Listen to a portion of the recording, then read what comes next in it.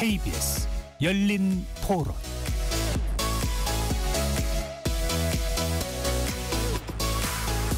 안녕하십니까. KBS 열린 토론 배종찬입니다. 후보 간 거친 설전과 공방을 거듭했던 대선 후보들의 TV 토론회가 어제 3차를 마지막으로 모두 끝이 났습니다. 특히 어제 주제는 정치 양극화 해소였는데요. 상대방 약점을 파고드는 비방전이 이어지면서 토론 의미가 퇴색됐다는 평가도 나오고 있습니다. 지금까지 있었던 세 번의 토론회 후보들의 득실을 살펴보고요. 막판 변수로 주목받고 있는 김문수, 이준석 후보의 단일화 논의 마감 시한은 오늘인데요. 가능성이 희박해진 상황 어떻게 분석할 수 있는지 짚어보겠습니다. 대선까지 남은 6일 판세와 막판 변수 전망해 봅니다. KBS 열린 토론 지금부터 시작합니다. 치열한 토론 속에서 더 나은 세상을 찾아갑니다. 올바른 세상을 만드는 첫걸음. 평일 저녁 7시 20분 KBS 열린 토론. 오늘 토론 함께해 주실 네 분 소개합니다. 최창렬 용인대 특임교수 나오셨습니다. 안녕하세요. 최수영 시사평론가 자리하셨고요. 안녕하세요. 최수영입니다. 강전의 국민의힘 대변인 나오셨습니다. 예, 안녕하세요. 네. 장윤미 더불어민주당 중앙선대위 부대변인 자리해 주셨습니다. 네, 안녕하세요. KBS 열린 토론 문자로 참여하실 분은 샵 9730으로 의견 남겨주실 수 있습니다. 단문 50원, 장문은 100원에 정보 이용료가 붙습니다. KBS 1라디오의 모든 프로그램은 유튜브에서도 함께할 수 있으니까요. 많이 들어와 주시고 구독 꾹 눌러주시고 좋아요도 많이 보내주시면 좋겠습니다. 자, 이제 대선이 얼마 남지 않았습니다. T-6일 바로 오늘부터 실시되는 모든 여론조사는 공표가 금지됩니다. 공표 금지 기간이죠. 자, 먼저 두 분께 최창렬 교수, 최수영 평론가 두 분께 어제 이 마지막 TV 토론에 어떤 부분에 주목했는지 두 분 의견을 먼저 들어볼까요? 먼저 최수영 평론가부터요. 네, 먼저 마지막 토론은 이재명 후보 입장에서는 그간에서 사실 부자 몸조심하듯이 조심하는데 더 조심해 가자, 돌다리도 두들겨보고 가자는 생각으로 공격보다는 방어에 치중하다가 가끔씩 역공을 펼치는 게 특히 이제 그 이준석 후보를 겨냥한 역공이 좀 눈에 띄었다. 어쨌든 그러니까 이재명 후보는 안정감을 내내 좀 유지하는 게 목표였다는 그런 생각이 들었고요. 일단 본질적인 또 질문은 좀 잘 회피해 나가는 모습도 이거는 사실은 어찌 보면은 좀 지적받아야 될 부분이긴 하지만 그거는 뭐 이재명 후보가 그렇게 전략을 세워서 그렇게 판단했던 걸로 생각이 되고. 김문수 후보가 좀 뼈아팠던 거는 이 양자 구도를 좀 형성하는 대립 구도 각을 세우는 데 좀 실패했다. 그러니까 네. 김문수 후보가 뭔가 2차 토론에 3차 토론도 준비를 많이 해온 것 같았는데 결국 이재명 후보를 겨냥한 그런 질문들이 좀 타격감이 없어가지고 뭔가 양자를 아주 뚜렷하게 선명하게 비교하는 데는 좀 전략적으로 실패한 것 같다는 생각이 들고요. 이준석 후보는 한마디로 정리하면 과유불급이었다. 1, 2차 토론에서 보여줬던 존재감과 그런 본인의 어떤 조어 능력 이런 것들을 가지고 마지막까지 써먹었던 건 좋았는데 너무 과도한 발언이 역풍을 부르면서 특히나 이제 그 부적절한 그런 논란들이 이제 결국 마지막 저 사전투표 쪽에서도 조금 약간 그러니까 약간 반향이 좀 있지 않을까 그런 생각이 좀 듭니다. 네, 내일부터 이제 사전 투표가 이틀간 실시가 되는데요. 최창렬 교수께서는 이번 마지막 TV 토론 어떤 부분에 좀 주목하셨는지요? 어제 그 토론을 보기 전에 김문수 후보에게 좀 기대를 했어요. 네. 그 계엄과 탄핵에 대해서 진정성 있는 사과가 있지 않을까. 왜냐하면 단일화가 어쨌든 지금 뭐 이미 물 건너간 것 같은데 어제만 해도 안 그랬다고 치고 24시간 전이니까. 계엄이나 탄핵에 대해서 그런 태도 가지고는 단일화가 어려울 것이다. 그래서 어쨌든 지금 상황이 불리한 상황에서 예. 전향적인 태도를 보이지 않을까 그런 기대를 좀 했어요. 그렇게 된다면 선거판이 좀 요동칠 수 있지 않나. 한동훈 후보도 전 후보도 더 적극적으로 뛸 명분도 생기고. 예. 근데 전혀 그렇지가 않았어요. 이재명 후보가 지금도 윤석열 전 대통령과의 관계를 단절할 생각이 없냐 이런 취지의 질문을 했는데 그때 대답하기 아주 좋은 공간을 마련해 준 거였는데 전혀 거기에 대해서 중도층 그리고 일반 민심에 부합한 얘기를 하지 않았습니다. 그리고 처음부터 네거티브로 일관을 했어요. 그건 좋은 전략은 아니었던 것 같아요. 아마 양자구도로 가고 이재명 후보의 어떤 그 흠결을 자꾸 부각시키기 위해서 했던 전략 같긴 한데 지금 대장동이며 뭐 과거의 형수 욕설 이런 것들이 맥힐 상황이 전혀 아니에요.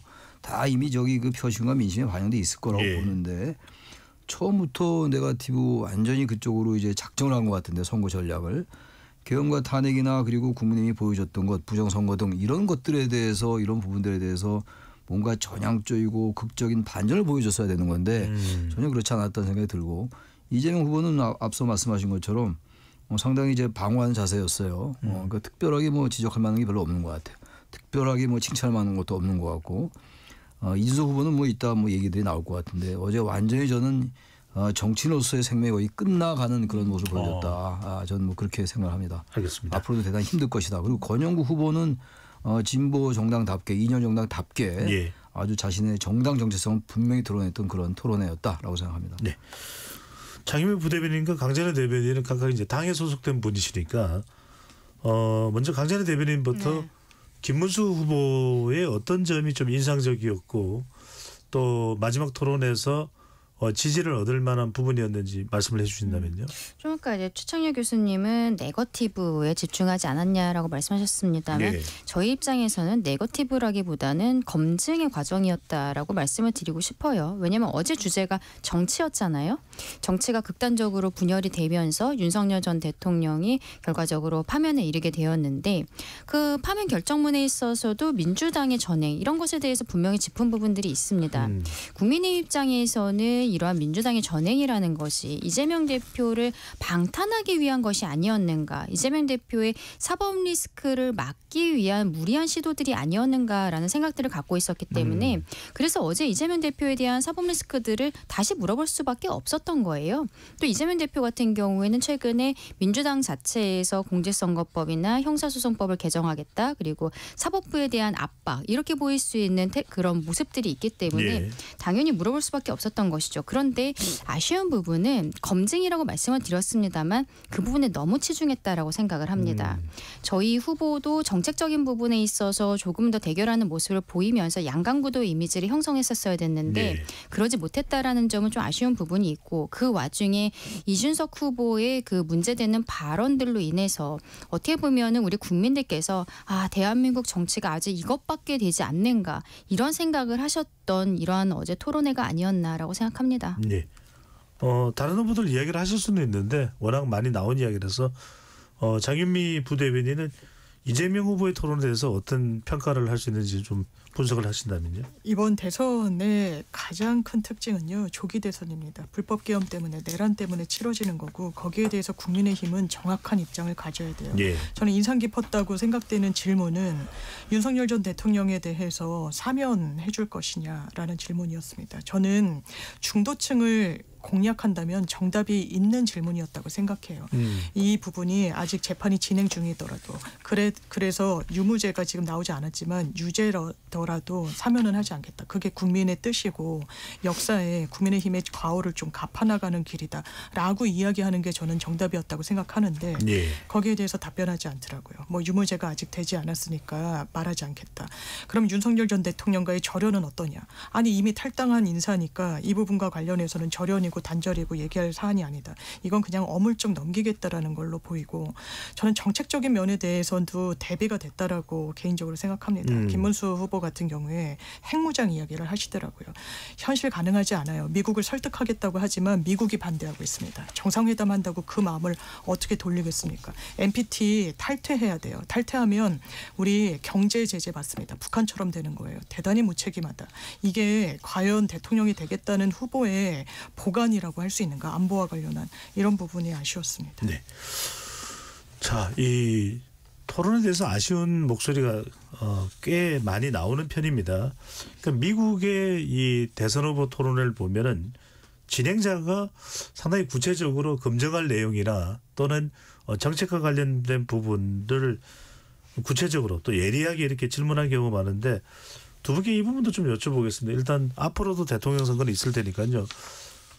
여러 차례 이제 이전 대통령 선거 TV 토론도 다양한 방식을 취하게 됐는데 먼저 최종 평론가부터 이 TV 토론 방식을 좀 바꿔야 된다 이런 이야기가 나오기도 합니다. 그래야 후보자들이 같은 이슈에 대해서 정확하게 어떤 수준인지를 유권자들이 평가할 수 있는 것 아니냐 이런 목소리에 대해서는 어떻게 보시는지? 저 충분히 동의합니다. 그리고 좀 전에 미국 대선 말씀하셨는데 미국 대선은요 사회자가 굉장히 이른바 좀 쟁점적 이슈에 대해서도 개입하고 그다음에 딱 TV 토론에 임하는 후보들요 볼펜 한 자루와 생수 한 병 딱 들고 들어갑니다. 그리고는 아무것도 못 들고 들어갑니다. 그래서 일종의 끝장 토론을 합니다. 거기서 사실상 우열이 가려져서 바이든 대통령 같은 경우에는 굉장히 큰 피해를 입기도 했어요, 사실.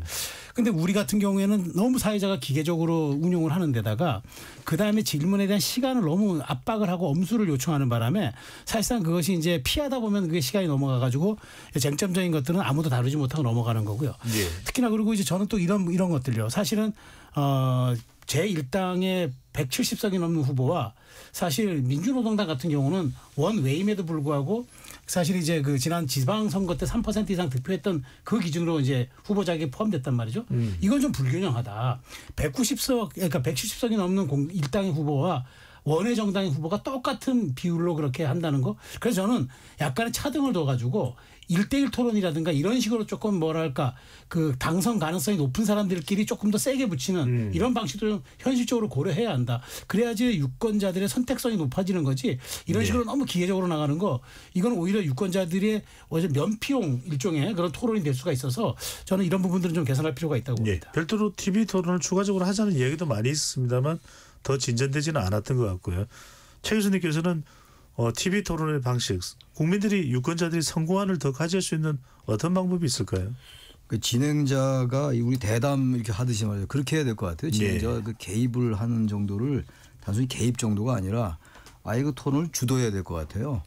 그러니까 예를 들어서 요즘 우리나라 토론에는 뭐 주도권 토론, 총량제, 그래서 뭐 시간 뭐 할애하고 서로 또 뭐 시간을 허용하기도 하고 이런 상황이잖아요. 그리고 주제도 딱 정해져 있어가지고 그 이상은 잘 안 되는 거고 다른 주제가 나오면 또 그것도 그 저지도 하긴 하는데 저지도 사실상 안 되고 확실하게 저지하려면 저지를 하든가 아니면 무한 내버려두든가 이렇게 해야 되는데 이게 아주 우리 최수영 평론가 말씀처럼 아주 기계적이에요. 기계적이라서 진행자가 그렇게 하려면 사람이 할 필요 없어요. 로봇 갖다 놓으면 돼요. AI가 하는 게 낫죠. 그렇게 하려면 말이죠. 시간 넘는 거 저지하고 이 정도밖에 안 한단 말이에요. 진행자가. 그러니까 진행자가 사실상 쟁점에 아예 그 토론을 주도할 수 있게 만들어야 될 것 같아요. 그래서 상대방한테 물어보기도 하고 진행자가 잘못된 거에 대해서 그럼 왜 이렇게 발언했냐 지난번에 이렇게 발언하지 않았냐 이렇게 해서 완전히 토론회를 실력차를 나올 수 있고 우열의 차를 확연하게 느낄 수 있게끔 완전히 바꿔야 돼요. 지금 같은 토론은 하나만 합니다. 이제 어제 같은 경우에 말실수가 나오고 그랬었는데 기껏해 말실수나 가려내고 계속 하던 것만 계속 얘기하는 거죠. 그런 부분을 진행자가 더 적극적으로 한다면 그걸 못하게 할 수 있어요.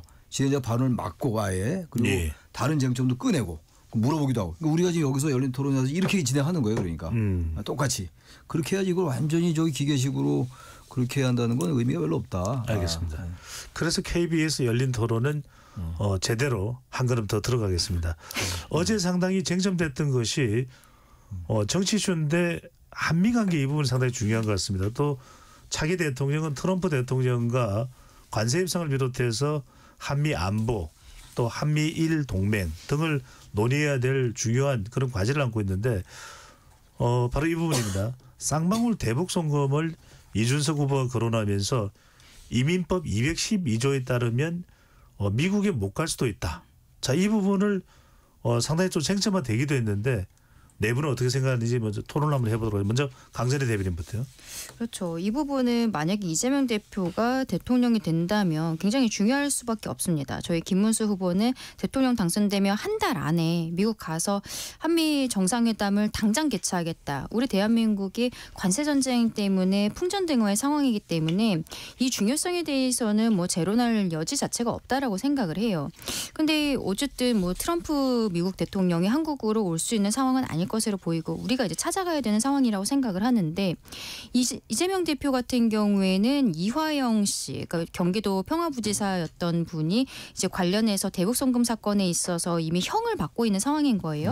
물론 대법원에서 확정되지는 않은 상황이긴 합니다만 이런 관련된 절차들이 있기 때문에 대한민국의 대통령이 미국에 들어갈 수조차 없는 이런 초유의 사태가 벌어질 수 있다. 근데 결과적으로 이 이야기를 꺼낸 이유는 대북 송금 사건과 이재명 현재 대표가 재판은 진행 중이지만 무관하다는 것에 대해서 국민들 앞에 더 구체적으로 이야기해달라라는 뜻으로 질문이 들어왔다라고 생각을 합니다. 안 그러면 도돌이표밖에 되지 않는데 근데 이재명 대표가 구체적인 이야기들은 전혀 하지 않고 물론 재판 중이기는 합니다만 그냥 계속적으로 무리한 기소였다. 나는 그냥 몰랐다라는 형태의 두루뭉술한 대답들만 하고 있는 거예요. 이러한 대답의 태도라든지 내용 같은 것들이 국민들의 눈높이에는 맞지 않았을 것이라고 생각하고 국민들이 걱정하시는 부분을 전혀 가려운 것을 긁어주지 못하는 답변이었던 것 같다라고 생각합니다. 네. 장윤미 부대변인은 지금 당에서는 일단 그 어제 나왔던 이 부분과 관련해서는 어떤 반응입니까? 그러니까 국민의힘에 저는 그 토론에 참가하는 수준이요. 대북과 안보가 주제였어요. 그러니까 대북 송금으로 지금 재판받고 있지 이게 안보랑 관련된다고 침소봉대에서 한번 공세를 해보자. 이렇게 느껴집니다. 이를테면 대통령으로 선출이 되면 최고 권력이고 이 선출된 권위를 타국에서 부인할 수 없어요. 이를테면 트럼프 대통령 같은 경우에 셀프 사면하고 사법 리스크가 상당히 많은데 그럼 김문수 후보는 대통령 되면 안 만날 겁니까? 사법 리스크 있다고. 그리고 그러면 정말 대한민국의 지금 현 상황에서 중요한 미래 의제들 이를테면 주한미군 거기에 대해서 김문수 후보 뭐라고 얘기를 합니까? 이 부분은 여러 다른 나라들도 동일한 이슈가 있기 때문에 어떻게든 협상력을 높이는 방향으로 나선단 말이에요. 그런데 양보할 수 있다. 이러면서 오히려 협상력을 낮추고 있어요. 그러면서 한미동맹 강화를 이야기합니다. 한미동맹 강화는요. 정말 미국과의 관계에 신경을 써야 됩니다. 국민의힘 그런 말 할 자격이 있나요? 저 없다고 봅니다. 계엄 때 어떻게 했습니까? 미국에 알렸습니까? 아니요. 미국에서 막 어떤 상황인지 사실관계 확인하고자 했을 때 윤석열 전 대통령 참모들 전화 받았습니까? 패싱했죠. 미국을 분노하게 했습니다. 그러면서 이제 와서 트럼프를 만나면 다 해결된다. 뭐 핵 무장도 그리고 주한미군 협상도 이런 안일한 인식으로 어떻게 대한민국을 운영해 나가겠다는 건지 지금 대단히 엄중한 상황입니다. 모든 국가들이 어쨌든 미국과의 관계에서 협상력을 높이고 유리한 지점이 있으면 지렛대로 삼으려고 하는데 그런 전략이 부재한 상황에서 공세를 위한 공세에 그냥 매몰돼 있다. 좀 안타깝게 생각합니다. 네, 최승평 의원은요. 아니 근데 저는 현실적으로 이 부분은 뭐 그래요. 그 선출될 권력을 뭐 트럼프 대통령이 입국을 거부하겠습니까? 이거는 사실은 뭐 좀 과도한 주장인데 중요한 포인트는 이겁니다. 이재명 후보가 갖고 있는 그런 발언들 일종의 한미동맹의 정신을 저해하는 것들에 대한 그런 리스크가 많아요. 자 그런데 이 부분에서 원래 트럼프가 어떤 사람입니까? 트럼프 대통령은 남의 약점을 고리로 그걸 이용하는 사람이고 그 약점을 집요하게 파고들어서 본인의 정치적 이익을 관철시키는 그런 유형의 정치인입니다. 예. 그러면 트럼프 대통령이 그 유리한 조건을 가만히 보고만 있겠습니까? 레버리지로 활용해가지고 어떻게 하든 그러니까 한국을 압박을 할 겁니다. 이를테면은 뭐 압박할 용도가 또 있겠죠. 그러니까 이재명 대표 그런 걸 삼아가지고 나는 내가 그 독자적으로 김정은과 대화할 테니 당신은 빠지라는 식의 이런 이야기를 할 수도 있는 거고. 그러니까 사실은 앞으로 벌어질 수 있는 불가측성의 그런 일들이 너무 많아졌다는 거. 그다음에 이러한 약점을 고리로 트럼프 대통령이 언제나 한국의 국익보다는 미국의 국익을 우선적으로 처리하면서 우리를 굉장히 압박할 수 있다는 그런 요인이 생겼다는 거. 이재명 후보는 이 부분을 설령 당선이 되더라도 어떻게 좀 돌파해 나갈지 정말 이거는 뭐 말로만 이거는 그럴 일 없을 것이다 이렇게 얘기하는 저는 사안은 아니라고 봐요. 네. 윤석 후보가 거론한 부분이긴 합니다. 이재명 후보가 대통령이 된다고 하더라도 미국에 못 갔을 때 이민법 212조를 거론했는데 이 부분은 어떻게 보시는지. 이해가 좀 안 가는 게 이 얘기는 사법 리스크를 거론하는 거거든요. 결국은. 국익이라는 측면보다 어쨌든 이재명 후보의 그 여러 가지 약점들 사법에 관련된 걸 자꾸 이제 부상시키고 부각시켜서 투표에 영향을 끼치려는 그런 이제 어제 토론이라고 보는 건데 예. 대한민국의 유권자들, 대한민국의 주권자가 뽑은 지도자인데 이른바 우리가 흔히 말하는 민주적 정당성을 담보하고 있는 그런 대한민국의 대통령이에요. 근데 그거를 지금 어떤 법 때문에 이민법이 적용될 상황도 아닌 거고 이게 지금 트럼프 대통령이 거래를 하듯이 이제 외교를 한다는 건 다 알려져 있는 사실 아니겠어요? 그건 이재명 대통령이 만약 되면 하기 나름이에요. 그거는. 예. 그건 누가 돼도 마찬가지입니다. 지금 우리나라 같은 경우는 조선산업이 상당히 우세하단 말이에요. 미국은 지금 이 군사력과 관련해가지고 해군력과 관련해서도 조선업이 필요한 상황인데 또 미국은 주한미군 분담금을 이제 인상하겠다는 거란 말이에요. 이런 상황에서 양쪽의 거래의 측면인 것이지 이게 일국의 대통령이 사법 리스크가 있으니까 그것을 약정으로 한다. 전 그건 통하지 않을 것 같아요. 그런 식의 문제는 아닌 것이고 어떻게 잘 우리가 처한 입장과 미국이 처한 입장을 잘 우리의 국익에 부합하게 말이죠.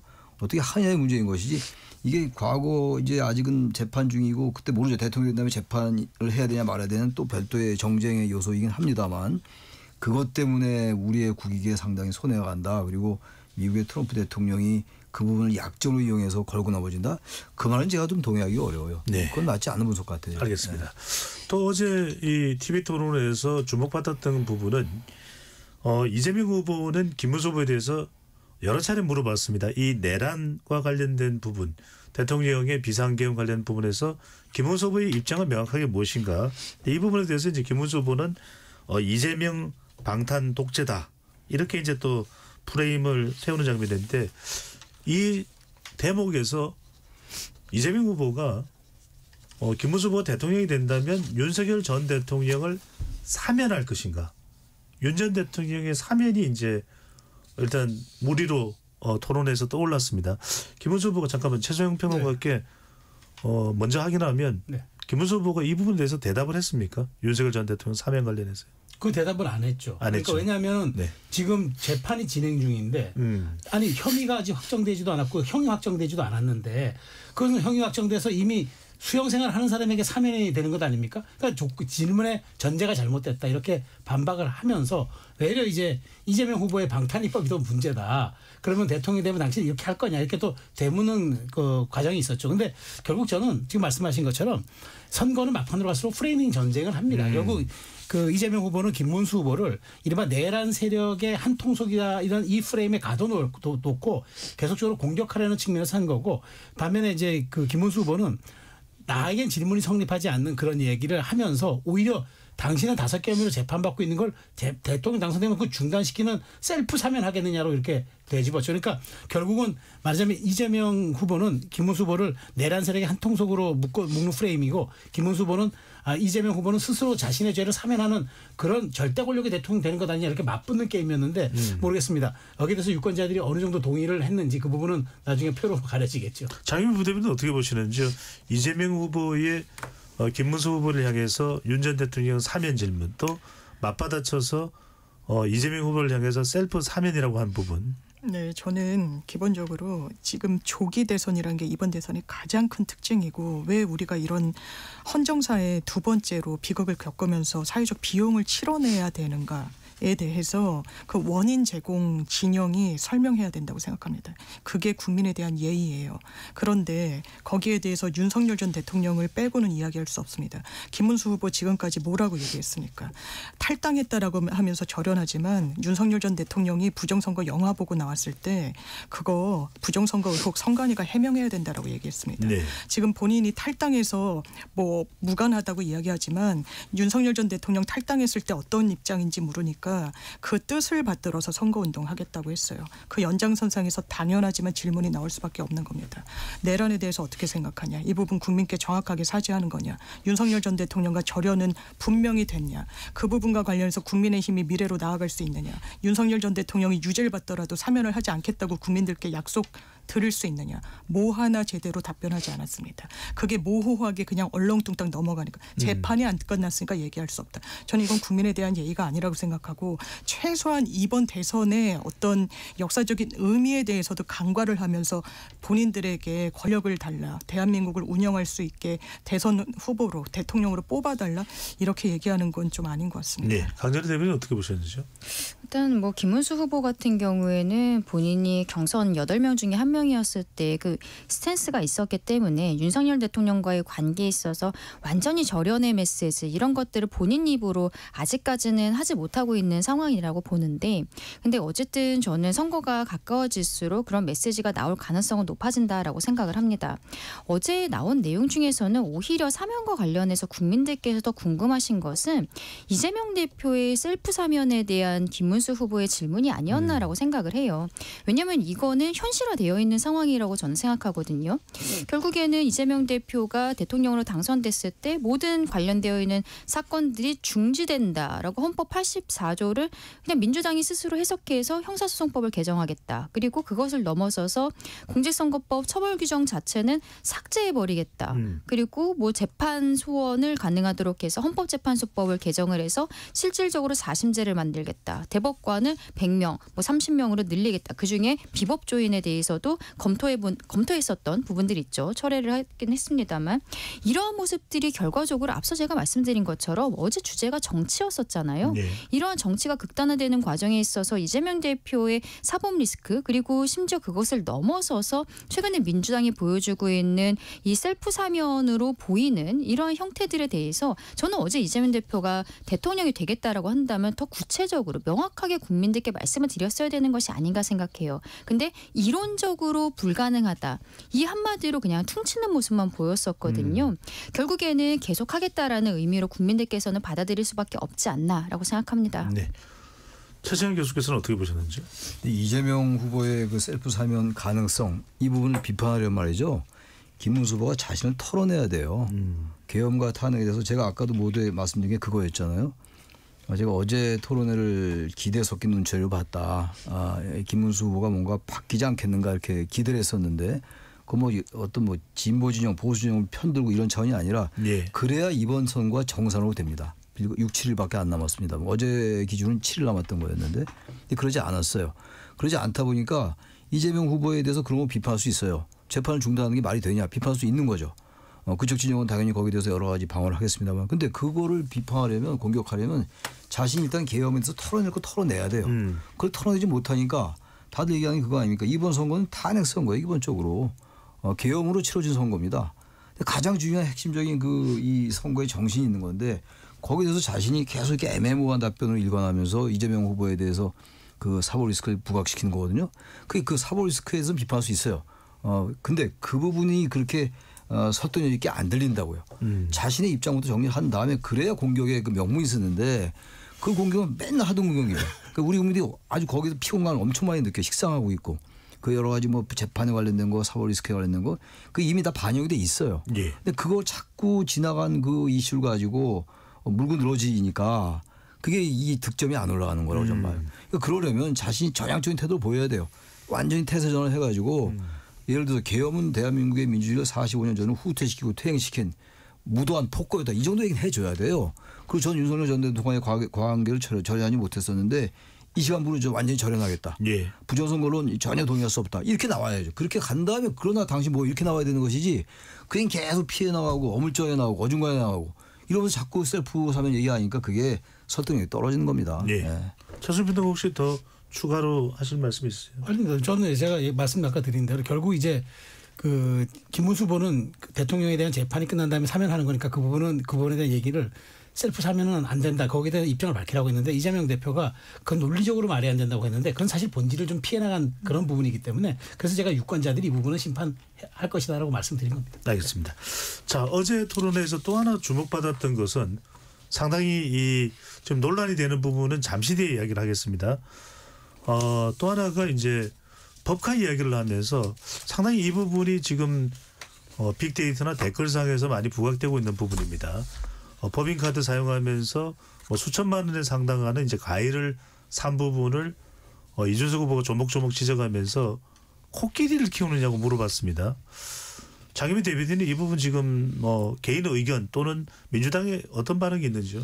기본적으로 재판이 진행 중인데요. 이 부분과 관련해서 안철수 후보까지 이제 더 추가로 코끼리의 젓가락질보다 더 나쁜 게 민주당의 폭거라는 취지로 이야기를 했는데 좀 이제 앞뒤가 안 맞는다는 생각이 들고 기본적으로 이 헌법 이야기를 이준석 후보도 상당히 많이 하던데 헌법에는 무죄 추정 원칙이라는 게 있습니다. 재판 진행 중이고 당사자가 본인이 인지하지 못했고 이 부분과 관련해서 현직 도지사가 법인카드를 어떻게 다 이제 쓰는지 이 부분과 관련해서 명료하지 않다라는 게 지금 당사자의 주장인데 그걸 유죄로 확정을 전제한 다음에 계속 공격을 하는 건 본인이 언급한 헌법에도 반하는 거 아니겠습니까? 이 부분과 관련해서 아까 말씀 주셨던 셀프 사면은 법리적으로 불가능해요. 지금 재판 멈추는 거에 대해서 국민의힘에서 비토하고 있지 않습니까? 재판이 멈춘다는 건 뭡니까? 진행 중이라는 소리예요. 사면이란 건 기본적으로 형이 확정돼야 가능한 겁니다. 그러니까 셀프 사면이란 건 법리적으로 안 되는 거라서 안 된다고 말씀드렸을 뿐이라는 거 다시 한번 환기드립니다. 강진애 대변인 어떻게 보시는지 2.8톤 이야기를 했습니다. 그게 기소문에 있는 내용인지 어떤 내용인지는 모르겠습니다만 관련해서 인용을 하면서 이재명 후보에게 코끼리를 키우느냐고 물어봤습니다. 이 부분은 어떻게 봐야 될까요? 2,700kg 이게 공소장에 있는 내용이거든요. 저도 그 공소장을 봤는데 몇 월 며칠에 어느 과일을 사갔는지 굉장히 구체적으로 되어 있습니다. 그리고 세탁소에서는 며칠 날 뭐뭐를 빨았는지 무슨 쿠션 커버 이런 거 빨았다라는 것까지 다 들어있어요. 그게 공소장 안에 구체적인 금액들이 나왔던 것이고 이준석 후보는 그거를 지적을 했었던 것이죠. 근데 여기에 대해서 결과적으로는 그 검찰에서 이재명 대표가 경기도지사였기 때문에 이게 경기도 법화를 쓴 거여서 기소를 하면서 김희경 씨 같은 경우에는 처음에 공범으로 조사를 하다가 기소 유예 처분을 했어요. 죄는 있지만 굳이 기소까지는 하지 않겠다. 왜냐하면 남편이 경기도지사였기 때문에 가능했던 거 아니냐라는 거죠. 그랬더니 김혜경 씨 같은 경우에는 나는 기소유예가 아니라 무혐의다, 무죄다 이런 주장을 하면서 헌법재판소에 헌법소원까지 지금 해놓은 상황이에요. 결국엔 이 부부가 다 억울하다고 이야기를 하고 있고 공소장에는 며칠 날 어떤 과일을 사갔는지 내용이 있습니다. 그리고 공익제보자 조명현 씨가 바로 이 사건에 있어서 관련이 되어 있던 사람이에요. 본인이 배소연 씨로부터 지시를 받아서 과일 가게에서 이런저런 것들을 사고 그 집에 들어가서 냉장고를 열어보니까 뭐 블루베리는 아직 싱싱하냐. 뭐 괜찮다. 그러면 일단 그거 놔두고 있는 거 넣어놓고 나와라. 그리고 뭐뭐 사서 넣어라. 조명현 씨 이야기하는 게 샌드위치 같은 것도 가는 가게가 있는데 이재명 대표가 특별히 야채가 많이 든 샌드위치를 좋아하기 때문에 그 샌드위치 가게에서 이재명용 샌드위치를 따로 만들어줄 정도로 이렇게 구체적인 이야기들을 했거든요. 근데 이재명 대표는 역시 또 그 부분에 있어서도 아무런 증거가 없는데 검찰에서 무리하게 기소를 하고 있는 것이다라고만 이야기를 하는 거예요. 본인 집에 들어와 있는 과일에 대해서 어디서 들어온 것인지 제사상에 올라간 음식이 어디서 들어온 것인지 본인은 전혀 모르겠다는 취지로 이야기를 한 것인데 어쨌든 대답을 하는 것에 있어서 구체성도 너무 떨어지고 그냥 계속적으로 정치검찰 프레임 이런 것들만 하는 것이 국민들 입장에서는 정말 고구마를 먹은 것 같은 답변이었다라고 말씀드리고 싶습니다. 토론회에서 이 질문에 대해서 이재명 후보는 사실과 다르다라고 또 입장을 밝히기도 했습니다. 차장희 교수께서는 어떻게 보셨는지요? 그래서 이 얘기는 워낙 많이 나왔던 얘기니까 법인카드 얘기가. 근데 이걸 지금 이제 김문수 후보가 그걸 또 이제 드러내는 건데 마지막 토론회에서 말이죠. 그러니까 그 유권자들이 이제 잊었을 것 같으니까 그걸 상기시키는 것 같아요. 그러니까 이재명 후보의 가장 그 약점은 사고 리스크였는데 그거 일단 지나갔다고 보는 거죠. 지난번에 공직선거법 사건 이제 판결 이후에. 근데 이제 법화 문제도 꺼내고 이제 김혜경 씨 문제도 같이 연관돼 있으니까 법인카드 문제가. 그래서 일단 유권자들에게 특히 중도층 유권자들에게 이재명 후보의 흥결을 자꾸 부각시키는 거예요. 근데 제가 볼 때 그거 별로 효과 없을 거예요. 어차피 이건 이 선거 토론에는 표를 가져오고 상대방의 표를 끌어오기 위한 그리고 상대방의 어떤 네거티브를 부각시키기 위한 그런 토론회인데 그런 전략은 저는 효과적이지 않았다. 차라리 김문수 후보가 어제 그런 건 잠깐 언급을 하고 정치개혁 그리고 정치 양극화에 관련된 토론회였잖아요. 정치 양극화에 대해서 제도 개선할 게 너무 많거든요. 오히려 그렇게 하면서 자기 입지를 완전히 바꾸고 이미지를 좀 완전히 새롭게 가는 게 나았었을 것 같아요. 계속 상대방의 그 네거티브를 검증이라고 얘기는 합니다만 그게 그 뒤쫓아간 후보로서 그게 효과적인 전략이었을까? 저는 효과적인 선거 전략이 아니었을 것 같습니다. 제가 볼 때. 네. 이 법과 관련돼서 이준석 후보가 좀 강하게 거론한 것으로 보이는 장면 어떻게 보시는지? 저는 굉장히 효과적인 공약이었어요. 사실 어저께 코끼리 발언 같은 경우는 이준석 후보가 굉장히 타격감을 보여줬던 전 발언이라고 봅니다. 지적이 좋았고요. 왜냐하면 우리가 어떤 사안을 얘기할 때 수치를 나열하면 그게 와닿지 않습니다. 그러니까 면적을 얘기할 때 뭐 축구장 크기의 30개라든가 여의도 면적의 뭐 15배 이런 식으로 하면 탁 들어오는데 집에 코끼리를 키우냐고 하니까 엄청난 양의 그 과일이 공급됐다는 걸 그냥 딱 알아듣잖아요. 이준석 후보의 조어 능력과 네이밍 능력은 탁월해요. 근데 거기서 이제 이재명 후보가 빠져나가는 거는 거기에 대해서 이제 사실상 어찌 보면 이제 뭐 그래서 뭐 나는 그 무리한 기소를 했다. 그러니까 나는 관여한 바가 없다고 얘기하는데 그 조건 전에는 그 팩트 자체는 시인하는 듯한 얘기가 돼버린 거잖아요. 내가 그 사실을 부인하지는 않겠지만 내가 지시한 바는 없다 이렇게 얘기가 되는 구조가 돼버려서 어쨌든 이준석 후보가 코끼리 발언으로 굉장히 말하자면은 뭐 어떤 분들은 희화적이라고 얘기하는데 제가 보기에 그거는 고도의 유머 감각이었다는 그 점에서 이준석 후보가 코끼리까지 얘기했던 그 타격감은 대단히 좋았는데 그 다음이 좀 부적절한 발언으로 이 문제를 좀 희석시킨 것이 조금 아쉽다는 생각이 들었습니다. 네, 바로 그 부적절한 발언을 이야기를 하려고 하는 겁니다. 먼저 장윤미 이 부대변인과 강선희 대변인께 일단 먼저 일부에서는 이준석 후보가 이 상당히 자극이 됐고 또 오늘 상당히 논란이 되면서 이제 유감 표명까지도 하는 이 바로 여성 신체 표현 논란입니다. 까지 포함해서 이준석 후보의 어제 3차 토론에서의 이 토론 태도 어떻게 평가를 하는지 먼저 장윤미 부대변인부터요. 이제 많은 언론에서 어제 토론회가 저질 토론이었다, 이제 막장 토론이었다라고 하는데 저는 수준 이하의 후보가 나와서 그렇다라고 생각합니다. 그걸 여실히 드러냈고 그러면서 어제 주제가 정치 혐오였잖아요. 그리고 정치 양극화 해소. 거기에 대해서 이준석이란 정치인의 책임이 상당히 크구나라는 걸 확인하는 자리였다고 생각합니다. 기본적으로 제가 좀 마음 아프게 생각했던 여러 반응 중에 하나는 이번 대선에서 이 만 18세로 하향 조정이 돼가지고 고등학생들도 대선 선거에 참여를 할 수가 있어요. 그래서 관심을 갖고 어떤 정책이 논의되는지 봤더니 이런 입에 담을 수도 없는 방송 사고 수준의 말을 들어서 부모로서 상당히 화가 나고 정말 분노했다라는 댓글들이 많더라고요. 대단히 공감했습니다. 과연 대선 후보로서의 자격은 차치하고 과연 정치인으로서의 자격은 있는가. 이게 정치 양극화를 검증하는데 본인이 오늘도 사과한다면서 반쪽짜리 사과하면서 하는 말을 보십시오. 구체적이지 않고 특정하지 않고 인식을 묻기 위해서 확인하는 작업이었고 검증의 일환이었다. 무슨 문제냐. 이게 국민 눈높이에 맞지 않는 거예요. 국민들 눈높이보다 훨씬 떨어지는 정치인이 어떻게 대한민국 미래를 이끈다고 하면서 또 청년이라는 걸 어떤 기치로 내걸면서 정치할 수 있습니까? 자격이 없습니다. 네.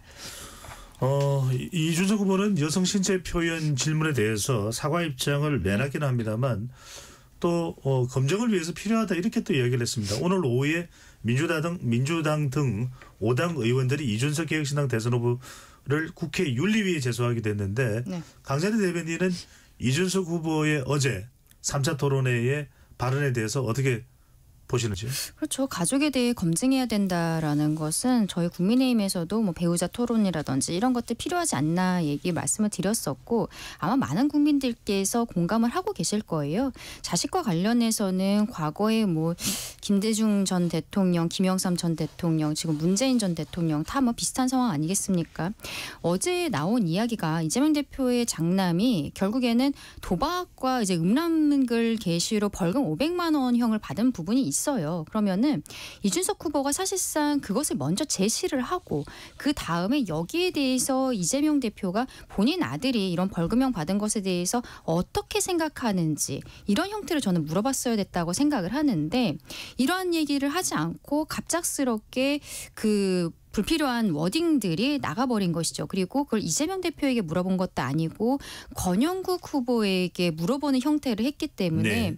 이게 과연 좀 맞는 것이냐. 어쨌든 대선 토론의 장인데 저희 만약에 패널이 그런 표현을 방송에서 하면 방송에서 영구 퇴출될 거라고 저는 생각을 하거든요. 그런데 전 국민이 특히 어린아이들까지도 보고 있는 대통령 선거에 대통령 후보로 나온 사람이 이런 배경 지식 같은 것을 이야기하지 않은 상태에서 갑작스러운 표현을 쓴 것은 굉장히 부적절했다라고 생각합니다.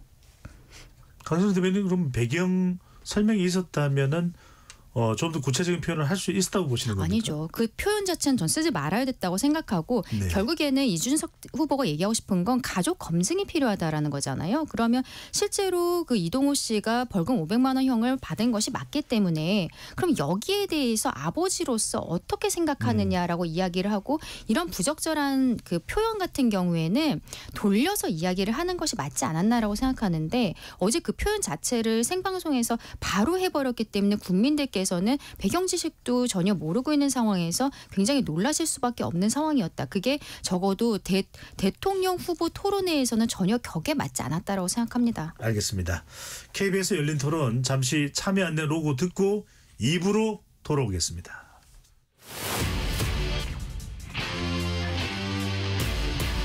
토론에 정답은 없습니다.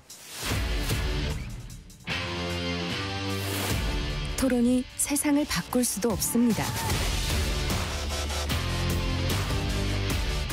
하지만 질문은 새로운 세상을 만들 수 있습니다. 질문으로 올바른 세상을 만드는 첫걸음, KBS 열린 토론.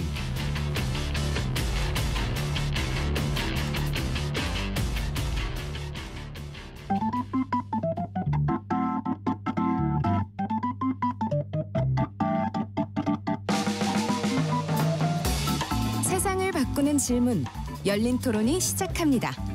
KBS 열린 토론은 언제나 열려 있습니다. 단문 50원, 장문 100원의 유료 문자 샵 9730 그리고 KBS 어플리케이션 콩으로 여러분의 의견을 남겨주세요. KBS 열린 토론 2부 이어가겠습니다. 마지막 TV 토론의 평가와 막판 변수 살펴보고 있는데요. 스튜디오에 최수영 시사평론가, 장윤미 더불어민주당 중앙선대위 부대변인, 최창렬 용인대 교수, 강전의 국민의힘 대변인 네 분과 함께하고 있습니다. 기획신당 관계자가 오늘 패널로 나와 있지는 않아서 이준석 후보의 입장을 다시 한 번 더 설명을 해드린다면요. 오늘 유사의 현장에서의 사과 내용은 다음과 같았습니다. 보시면서 불편한 국민들이 있을 수 있다는 것은 저도 알고 있었고 그에 대해서는 제가 심심한 사과를 하겠습니다라는 이야기를 했는데 최상현 교수께서는 어제 3차 TV 토론회에서 이준석 후보에 대한 평가, 물론 이제 이 여성 신체 표현과 관련된 것까지 포함해서 말씀을 해주신다면요. 이준석 후보가 지금 개혁 보수라고 우리가 얘기하잖아요. 이름 뭐 저기 정당이로도 개혁신당이 그러는데 전혀 보수도 아니고 개혁도 아니라고 좀 봐요. 요즘 가만히 보면 어제 그 발언 말고 대체로 이준석 후보는 대단히 그 우로 많이 가 있어요. 개혁 보수가 아니고 우로 하는 건 좋습니다. 우로 가건 좌로 가건 그건 뭐 안에 이념적인 스펙트럼이니까 좋은데 상당히 극우적인 면도 갖고 있는 것 같아요. 특히 이제 지난 대선 때도 이제 20대 남성 그리고 60대를 해서 뭐 이제 40, 50대 포위한다라 뭐 그런 표현도 쓰긴 했습니다만 그거야 선거 전략이니까. 근데 그 발상 자체도 어쨌든 간에 젊은 정치인답지 않다는 생각이 들고 또 전반적으로 보면은 뭐 그 최저임금 저기 차등 적용 같은 거 그것도 사실은 전반적인 국제노동기구의 기준과도 맞지 않는 거예요. 다시 말하면 개혁적인 모습이라면 거의 진보에 가까울 정도의 상당한 개혁성이 있어야 되고 진보적 아젠다에 대해서 뭔가 이해가 있고 이래야 되는데 그렇지 않아요. 이준석은. 전반적으로 볼 때 상당히 우에서도 많이 가 있어요. 그런 걸 하나 지적하고 싶고 특히 이제 어제 발언에서 그 말씀 지적 안 할 수가 없는데 저는 이거 정치인으로서 퇴출돼야 된다고 생각해요.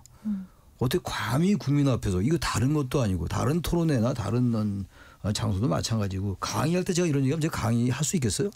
학생들 가만 놔두겠습니까? 저 바로 퇴출해요 강의할 때. 근데 지금 대선 토론하는데 지금 대선 후보가 나와가지고 아무런 거리낌 없이 과연 내가 이런 단어를 쓰면 국민들이 어떻게 생각할까에 대한 그런 되돌아보기 없이 이건 제가 볼 때 국민을 오만하게 국민을 가볍게 보는 거예요. 네. 국민을 정말로 무겁게 생각하고 내가 이 자리에서 이렇게 하면 안 된다는 생각했으면 절대 이런 말은 안 했을 겁니다. 뭐 흔히 말하는 성인지 감수성 이런 단어도 필요 없어요. 그런 용어를 쓴다는 자체가 그게 팩트가 되건 아니건 간에 그건 말이 안 돼요. 아직 뭐 저기 뭐 윤리 제소했다고 하는데 저는 뭐 개인 생각입니다. 예. 반드시 이런 정치는 정치권에서 영원히 퇴출돼야 된다고 저는 생각합니다. 알겠습니다. 차수민 의원님께서는 이준석 후보 어떻게 평가를 하시는지요?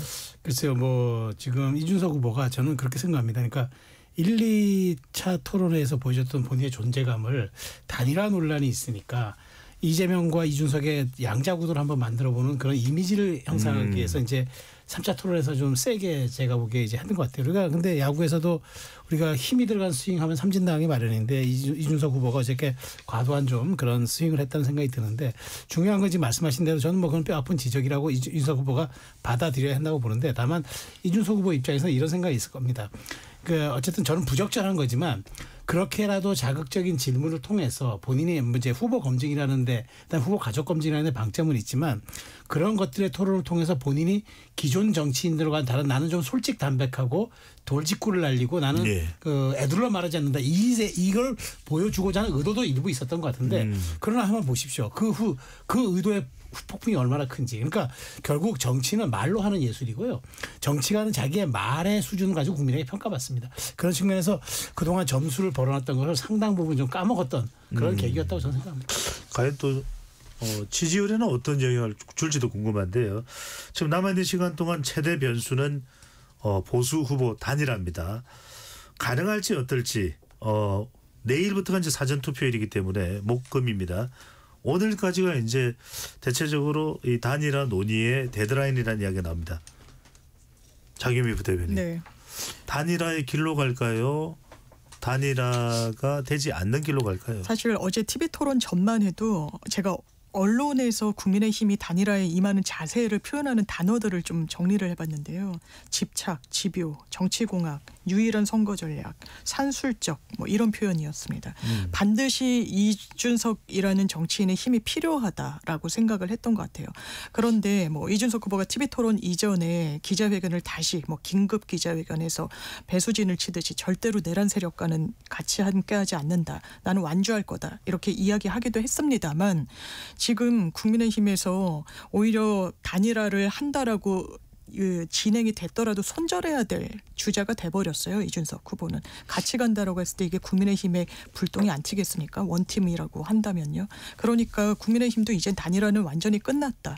그리고 이준석 후보도 본인이 한 이야기가 있고 더더군다나 지금 같이 할 명분 자체를 본인도 이제 상당히 좀 없애버렸기 때문에 단일화는 이제는 완전히 사그라든 이슈라는 생각이 듭니다. 네. 강찬호 대변인 이제 네.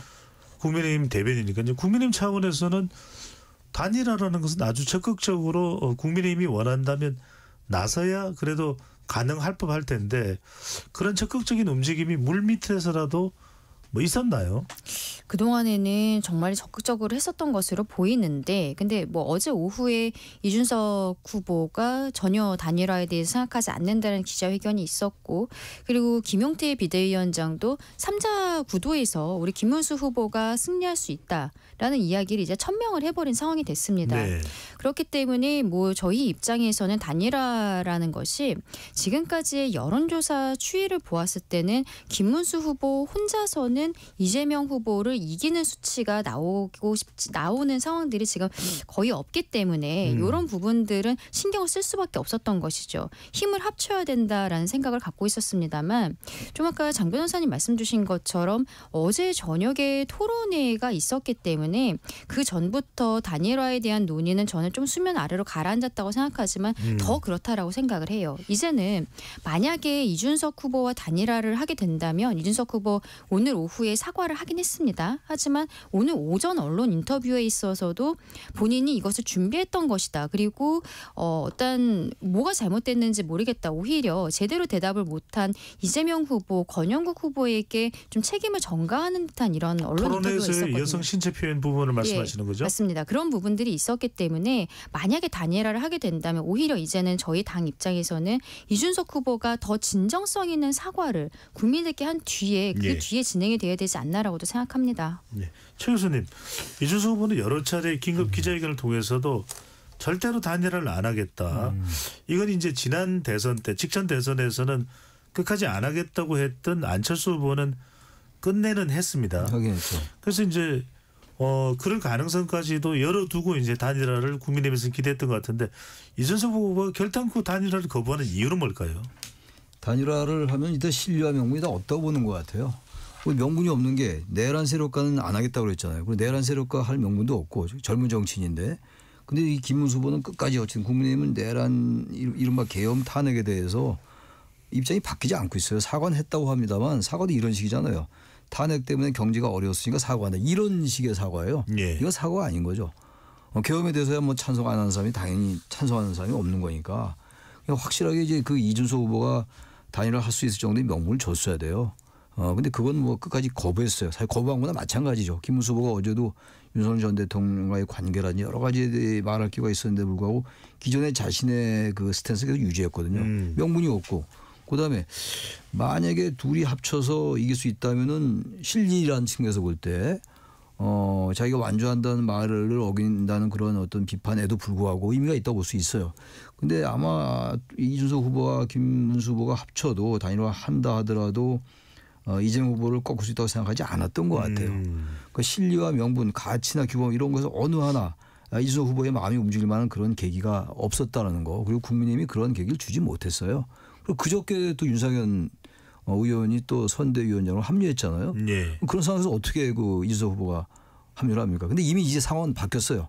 그 이상한 발언을 하는 바람에 제가 아까 뭐 정치권에서 영원히 퇴출돼야 될 것 같다는 생각을 말씀드렸습니다만 그러니까 지금이라도 그렇지 않으려면 말이죠. 오늘 같은 그런 식의 사과가 아닌 거예요. 완전하게 정말 석고대죄해야 돼요.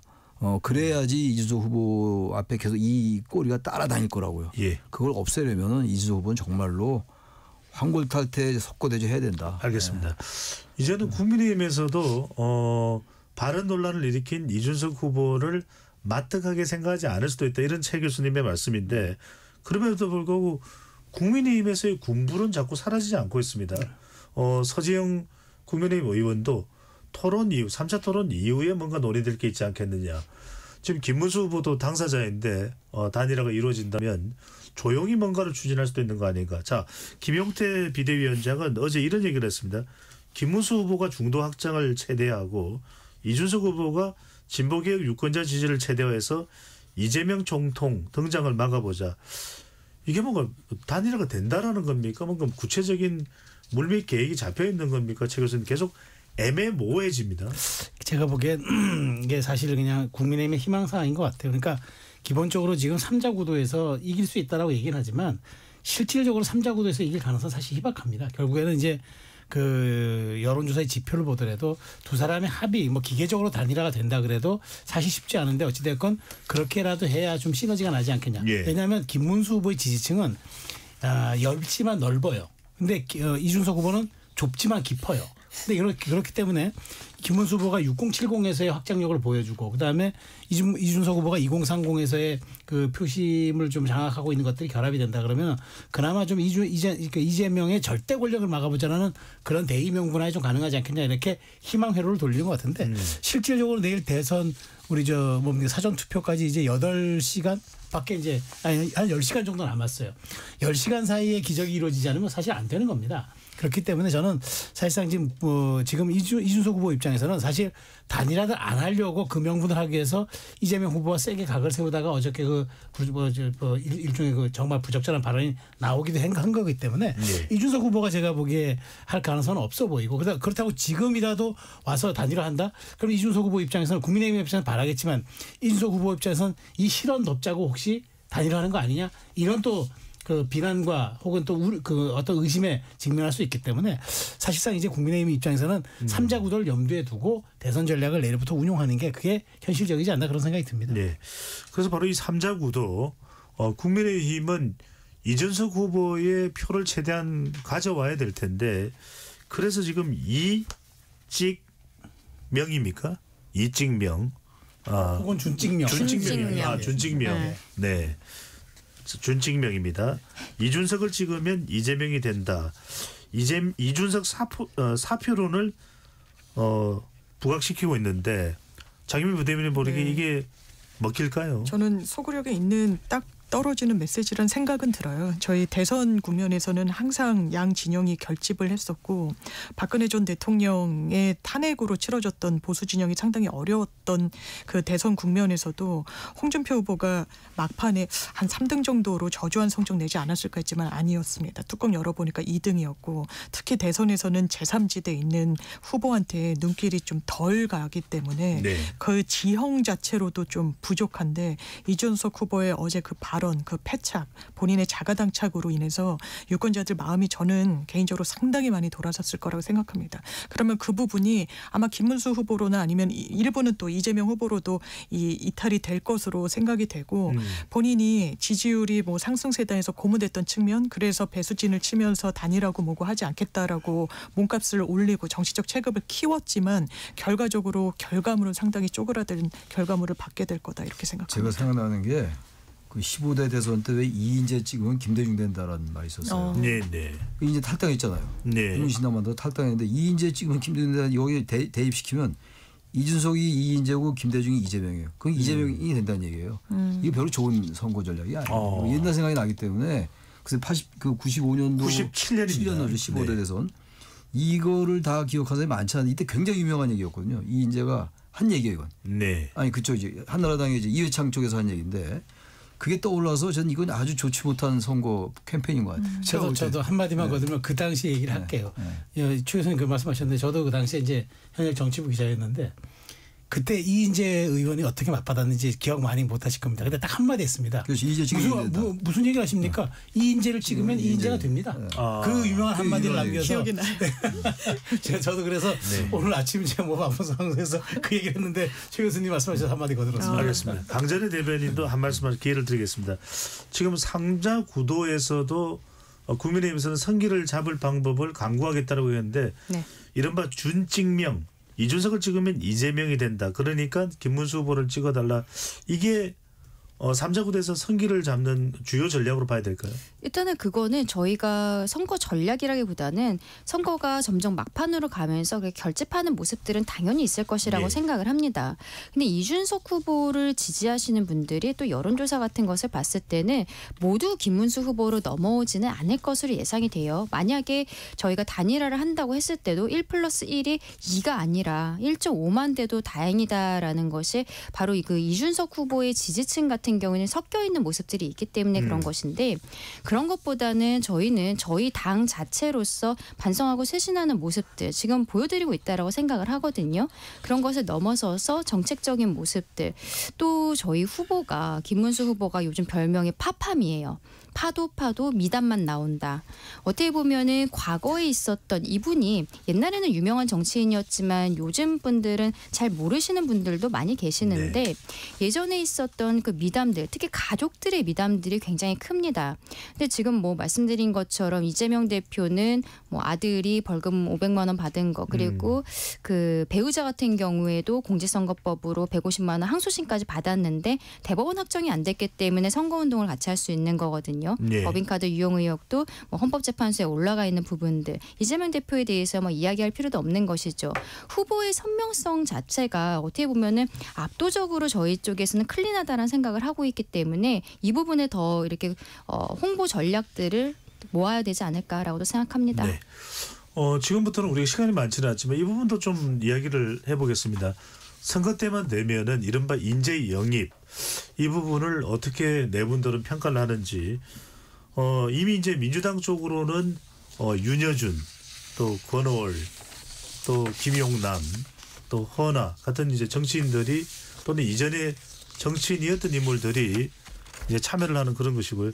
지금 국민의힘 쪽으로는 김문수 후보 지지를 선언하면서 손학규 전 경기지사 또 최근에는 이낙연 전 총리입니다. 김문수 후보 지지를 선언했는데 상당히 서로 간에 뭐 정치적 논란 또 실제로 이런 인재 영입이 후보의 지지율에 보탬이 되는지 여부 상당히 또 공방이 벌어지고 있는 상황입니다. 먼저 최순 평론가께서는 어떻게 보시는지요? 그러니까 이재명 후보가 이제 그 당시 이제 그 대세론의 선거 초반에 있을 무렵에 경청 투어라는 걸 하면서 본인은 이제 민심에 낮게 가겠다고 얘기하면서 당은 그때 좀 무차별적으로 인재를 영입했어요. 그러니까 그때 제가 그때 뭐 말씀드렸던 그러니까 뭐 윤여준 뭐 그다음에 이인기 의원 전 이제 말하자면 보수 지역의 의원들 권오월 이런 분들까지 영입한 거는 제가 이재명 후보의 영토확장이라는 측면에서 이해를 했는데 어느 순간 지나고 나서부터 무차별적인 영입이 되더라고요. 그러니까 뭐 김용남 허은하 이어서 심지어 뭐 용산 대통령 출신의 뭐 김대남 전 행정관 논란까지 입당했다가 입당 받아들였다가 논란이 되니까 취소했죠. 그러다 보니까 이제 여기에 대해서 역풍이 불기 시작하니까 도대체 이재명 후보가 이렇게 마구잡이로 하는 이유는 뭐냐. 오히려 이게 대통합이 아니라 이게 오히려 상대의 그 사람을 빼옴으로써 분열을 더 가속화시킨 것 아니냐. 오히려 통합을 져야 한다. 그다음에 민주당의 정체성이 뭐냐는 또 논란까지 나오니까 주춤했던 것 같아요. 그래서 저는 이재명 후보가 민주당 쪽에서 어느 정도가 좀 됐으면 이거를 좀 그만뒀어야 하는데 이런 것들이 너무 확장되다 보니까 오히려 그 영입의 어떤 그 선명성을 잃었다고 생각이 되고 국민의힘 입장에서는 지금 마지막에 뭐 지금 한덕수 전 총리라든가 이게 좀 말하자면은 원팀으로 좀 하고자 하는 그런 생각이 있는 것 같은데 이게 지금 너무 마지막에 있는 거라서 과연 이게 득표에 얼마나 도움이 될지는 좀 한번 지켜봐야 될 것 같습니다. 내부의 인물들이 이 협력하고 지원하는 것 말고 주로 이제 외부의 영입들 기준으로 해서 좀 여쭤보는 것이니까 의견을 말씀해 주시면 좋을 것 같습니다. 최창희 교수께서는요. 그래서 윤여준 전 장관은 사실 뭐 문재인 캠프에도 있었어요. 그러니까 보수 진보 넘나든 분이니까. 그런데 권오을 전 사무총장이 이제 이재명 후보 캠프로 가면 좀 놀랐어요. 저는 사실. 이 경북 TK거든요. 경북고 나왔거든요. 예. 저도 우연히 한 두 번이나 만났어요. 최근에. 두 번이나 우연히 만났어요. 저보고 꽤 반가워하고 그러던데. 나도 이분이 간 것도 글쎄 왜 갔을까? 저는 솔직히 말씀드려서 이게 무슨 특별하게 이념과 가치에 동조한다 이런 것보다도 뭔가 될 것 같으니까 간 것 같아요. 제가 솔직히 아주 쉽게 단순화해서 말씀드리면 김용남 전 의원은 더욱 그런 생각이 들고 김용남 전 의원도 개혁신 나갔다 일로 왔잖아요. 허은하 전 의원은 지금 너무 왔다 갔다 하는 것 같고 전형적인 철새 정치인들이에요. 이거는. 제가 볼 때 윤여준 권오을까지는 괜찮은데 김용남, 허은하, 김대남 전 행정관은 뭐 이제 차고했다고 이제 정리가 됐으니까 그건 괜찮은데 그래서 저는 대선 국면 가면 이런 것들은 불가피해요. 이쪽 진영이나 저쪽 진영이나 보수나 지모나 다 불가피한데 거기에 가는 사람들이 설명이 좀 필요할 것 같아요. 설명이. 왜 그렇게 비판하다 왜 갑자기 그쪽에 가게 됐는지에 대한 설명. 그거를 당 차원에서 좀 할 필요가 있고 선거 캠프 차원에서 해야 되고 이거 완전 줄서기로밖에 안 보여요. 손학규 전 대표나 이낙연 전 총리 같은 경우는 줄서기하고는 좀 다른 것 같고 워낙 정치적인 중량감이 있는 사람들이기 때문에 그건 좀 다른데 민주당의 지금 보수 인사들 김용남 전 의원은 제가 알기로는 굉장히 우쪽에 있던 인사였거든요. 근데 네. 갑자기 개혁신당한 것도 좀 이상하고 한국 정치라는 게 이른바 뭐 분당, 탈당 이런 거에 뭐 일반 다반사로 있기는 한 건데 대선 국면에서 이렇게 좀 특별하게 설명이 잘 되지 않는 이데올로기라든지 이념이나 가치가 잘 맞지 않는 것 같은데 가는 사람들은 결국은 될 것 같은 것 같다. 주석이다. 난 저는 이렇게 봅니다. 그냥 폄하합니다. 저는. 예, 알겠습니다. 강찬희 대변인과 장윤미 부대변인에게는 내일부터 이제 사전투표가 시작됩니다. 자, 사전투표와 이번 21대 대통령 선거의 전체 투표율 어떻게 예측을 하시는지. 왜냐하면 우리 다음 방송이 다음 주 수요일이기 때문에 개표까지 그러네요. 끝이 나고 난 이후에 우리가 만나게 됩니다. 그래서 사전투표 최근에 이제 사전투표율이 계속 올라가는데 강찬희 대변인은 사전투표율 전체 투표율 어떻게 예상을 합니까? 네, 이번에는 사전투표가 토요일이 섞여 있지가 않아요. 평일에만 이틀을 하기 때문에 조금은 떨어지지 않을까 생각을 하고 저는 최종 투표율도 지난번 대선보다는 전체적으로 좀 떨어질 것이다라는 생각을 합니다. 어떻게 보면은 여론조사 과정에 있어서도 완전한 세결집이 있었다라고 현재로서는 보기가 좀 어려운 부분들이 있고 그리고 어제 보여줬었던 이준석 후보의 실망스러운 발언들 그리고 그동안의 극단 정치에 지친 국민들께서 계시기 때문에 이게 탄핵 그 비상기원과 탄핵 국면도 이제 조금은 지나간 듯한 느낌이 있거든요. 그러면은 아예 투표장으로 나오지 않으시려는 국민들이 조금 더 많아지시지 않을까 좀 안타까운 현실이다라고 생각합니다. 우리 시간이 많지 않으니까 먼저 숫자상으로 사전 투표율 전체 투표율을 말씀을 또 해주신다면요. 투표율에 대해서는 지금 제가 뭐 정확한 수치를 말씀드리기는 어려울 것 같아요. 거기에 대해서는 생각을 못 해봤습니다. 어디까지 예측이니까요. 장윤미 부대변인요? 저는 한 뭐 20%에서 30%대가 뭐 항상 나왔었던 건데 좀 선행 지표라고 할까요? 일단 재외국민 투표 거의 80%에 육박했어요. 역대급입니다. 저는 재외국민 투표하시는 분들은 비교적 원거리라서 상당히 어려움에도 불구하고 왔다는 거예요. 나라 걱정 때문에, 계엄 때문에, 정말 해외에서 더 느끼는 대한민국 국격의 하락 때문에 저 국내에 계시는 유권자분들 다른 마음이지 않을 거라고 생각합니다. 다만 강 변호사님 짚어주신 대로 사전투표율이 정체된다면 왜냐하면 윤석열 대통령이 본 영화 제목이 부정선거예요. 포스터에는 6월 3일 부정선거 확신한다라고 되어 있습니다. 거기에 대해서 김문수 후보는 후보가 됐을 때 첫 일성으로 사전투표제 없애겠다고 그랬어요. 그러면서 지금은 급하니까 그래도 지지층이 투표는 어쨌든 해야 되니까 괜찮다 믿어라라고 하는데 이걸 그러면 유권자분들 중에 국민의힘 지지하시는 분들 헷갈리실 거예요. 거기에 대해서 정치 집단이 투표에 저해가 되는 이런 행위와 사실상의 어떤 언행을 한다는 게 말이 되는지 좀 의문입니다. 두 분 패널 숫자를 이야기를 안 하시네. 자, 최선 평론가와 최상희 교수께서 숫자 말씀해 주시겠죠. 예상하는 사전 투표율, 예상하는 전체 투표율은요? 뭐 지난번 대선에 비교해서 말씀드리면 지난번 대선은 진영 대 진영이 최대 결집한 투표였거든요. 그런 추세였기 때문에 당시 사전 투표율이 아마 30한 7, 8 정도로 제가 생각이 되는데 예. 저는 이번 사전 투표율 35에서 38 사이 정도 예측합니다. 그리고 총 투표율은 저는 70은 넘을 것인데 75는 넘지 않을 것이다. 지난보다 좀 낮은 투표를 예상하시는 이유는요? 77 정도가 나오는 걸로 알고 있는데 제가 보기에 사전 투표율은 35, 총 투표율은 70한5 정도로 생각합니다. 낮게 예상하시는 네, 좀한 2~3% 포인트 낮을 것으로 생각합니다. 네, 알겠습니다. 최창희 교수께서는요? 우선 본 투표율 전체로 볼 때 지난 제일 투표율이 낮았던 때가 민주화 이후에 17대였어요. 63%였거든요. 이명박 대 정동영. 예. 그때 가장 큰 이제 가장 큰 득표율 차이였죠. 가장 큰 편차는 다른 선거였고, 근데 22% 포인트 차이 났었는데 그 당시에 투표율이 63%였어요. 네. 이번엔 저도 이 전체적으로 볼 때 이 지금 투표율이 좀 높지는 않을 것 같긴 한데 지난 대선보다 그렇더라도 63%가 높을 것 같아요. 계엄 탄핵 선거이기 때문에 저도 그래서 한 70% 원전이 될 것 같고 사전 투표율은 저는 35%까지는 안 될 것 같아요. 사전 투표 워낙 지금 이 뭐라고 그럴까 부정선거론이 많았기 때문에 보수층에서 사전 투표 좀 저하할 가능성이 좀 있습니다. 그래서 사전 투표율은 생각보다 한 30% 내외인데 35%까지 가지는 않을 것 같고 전체 투표는 저도 70%에서 75% 정도 사이. 네, 꽤 높을 거예요 생각보다. 두 분 다 지난 대선보다는 낮은 투표를 말씀해 주신 지난 대선이 77.1%였는데 두 분 다 지난 대선보다는 투표율이 낮을 것이다. 자, 시간이 한 2분 정도밖에 안 남았는데 최선 평론가 또 최상희 교수님 두 분이 네. 마지막 남아있는 변수 이제는 여론조사 공표도 안 됩니다. 네. 한 1분 정도 이내로 좀 말씀해 주신다면요. 뭐 저는 가장 마지막 남은 건 이제 실언이에요. 실언. 제가 보기에 이준석 후보도 실언의 덫에 걸린 거고요. 사실상 이제 마지막 3차 토론 TV 토론에서 걸린 거고 이재명 후보는 그래서 당에서 지금 아마 이 집중 유세를 좀 단속하는 그런 좀 약간 형국인가 봅니다. 그러니까 워낙 라이브에 강하다는 생각이 있다 보니까 그것을 이제 좀 얘기를 끌고 나가려는 그런 것을 좀 차단하는 네. 게 아마 주력을 두지 않을까 그런 생각이 듭니다. 마지막 남은 변수는 말이다. 실언. 말이다. 네. 뭐 그것도 물론 있을 거고요.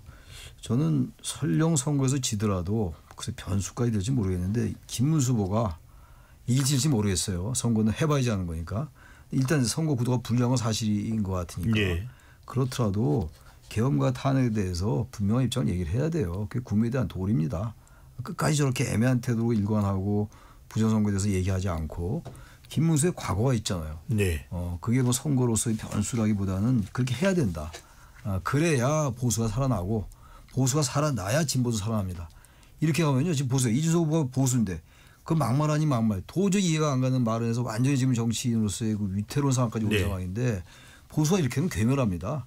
김문수 후보라도 계엄과 탄핵에 대해서 그 애매한 태도 버리고 윤석열 전 대통령의 단절 부정선거에 대한 여태까지의 그 보수의 진영의 얘기에 대한 사과 이런 게 좀 있어야 될 것 같아요. 그래야 선거가 알겠습니다. 의미가 있다. 저는 그렇게 봅니다. 네.